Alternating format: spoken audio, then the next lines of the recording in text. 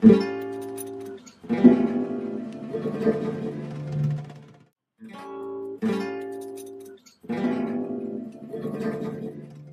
venu petit à petit, mais c'est surtout une situation bouleversante qui était quand j'étais enfant, vers 5 ans, où j'ai découvert le cinéma à l'école, parce qu'on ne voulait pas aller à l'école, on n'avait jamais été. Et puis l'école est venue se construire chez nous, dans un terrain vague, à côté là où on habitait. Et on n'avait jamais été, personne n'avait été à l'école, ni mon père, ni ma mère, ni personne, nous étions complètement analphabètes. Et un jour en 1955, l'école est venue et elle s'est installée en préfabriqué par les militaires en Algérie. Et l'instituteur, qui était formidable, j'ai appris plus tard que c'était un révolutionnaire, un communiste révolutionnaire, et qui a trouvé une idée formidable, c'est qu'il il a emprunté, je ne sais pas qui, un projecteur 16 mm, donc avec les pieds comme ça, portable. Et puis il s'est abonné à un ciné-club qui s'appelait Ciné-Club Jean Vigo, et il nous a projeté des films.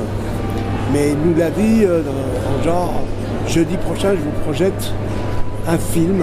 Mais un film, nous on n'avait jamais vu, hein. On ne savait pas ce que c'était. On n'avait jamais été au cinéma et on n'avait jamais eu la télé, ça n'existait pas. Et même pas de photos. Et donc on s'est dit peut-être que c'est comme les clowns, comme le cirque. Alors on a dit ok, on vient, on va venir. Puis on est tous venus, les enfants, aussi des fois les parents un peu. Et il y avait une grande classe qui servait un peu à 40 personnes après, 40 gamins. Et il a mis du papier noir sur les vitres, éteint la lumière, puis il a déclenché le film.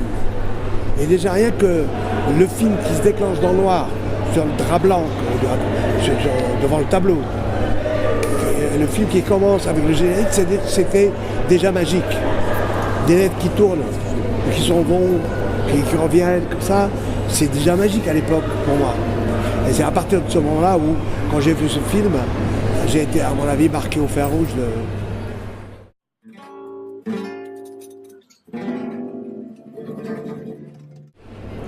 Ici, moi, ce que j'aime beaucoup, c'est la jeunesse. Parce que là où... j'ai pas mal dit des choses ces derniers temps sur qu'il faut absolument ramener les jeunes dans les cinémas d'auteur. Je sais que les jeunes n'aiment pas les cinémas français. Dès qu'ils voient que c'est cinéma français, ils aiment plutôt les films américains, les films de genre. Et donc, et c'est dommage parce que c'est tellement bien le cinéma d'auteur, c'est un cinéma de l'intelligence. D'accord, c'est vrai que c'est bien le spectacle. Et le cinéma d'auteur, des fois, il y a du spectacle aussi. Et c'est ramener la jeunesse dans les cinémas d'auteur, dans les salles d'auteur, du cinéma d'auteur. Et je le disais depuis pas mal de temps à des exploitants de salles, un peu partout dans les journaux, comme quoi ça serait très dangereux que les jeunes s'en vont définitivement des salles d'art et d'essai et des salles de cinéma d'auteur. Et donc, ici, je vois pratiquement que des jeunes.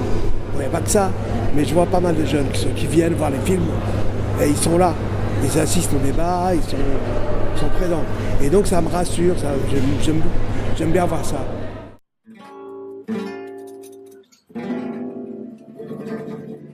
Je n'aime pas revoir mes films et je n'ai aucune idée quel est mon meilleur film, je ne sais pas.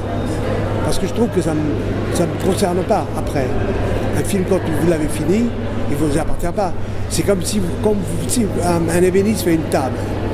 Il fait une table et il la vend. Ça ne lui appartient plus.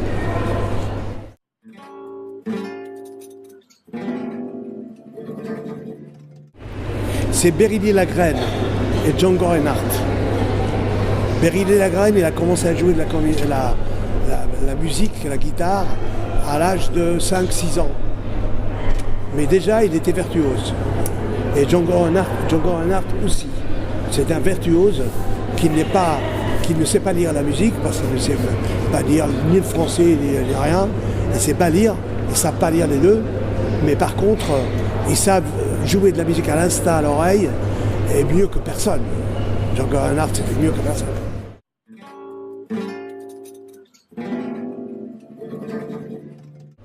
Moi, le flamenco, c'est une musique qui est la mienne, celle que je préfère. Je suis complètement dans le flamenco. Je connais tous les chanteurs, tous les danseurs, qu'ils soient vieux ou jeunes. Et donc, c'est vraiment ma musique, c'est la musique que je mets quand je suis chez moi.